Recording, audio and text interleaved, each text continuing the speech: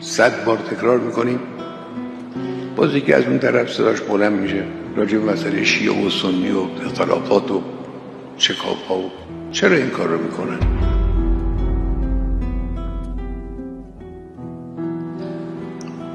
چرا به سود دشمن کار میکنن؟ چرا به سود دشمن کار میکنن؟ نمیدونن که انگلیس‌ها هنرشون ایجاد اختلاف است و یکی از گسل‌ها و شکاف‌هایی که همیشه انگلیس‌ها استفاده کردن شکاف بین شیعه و سنی. نکنن برادران با هم زندگی کنید. اختلاف نظر بله هست، در اعتقادات هم اختلاف نظر هست، در عقاید ما اشتراک نظر هم هست. ما این همه مشترکات داریم، این همه موارد اشتراک داریم،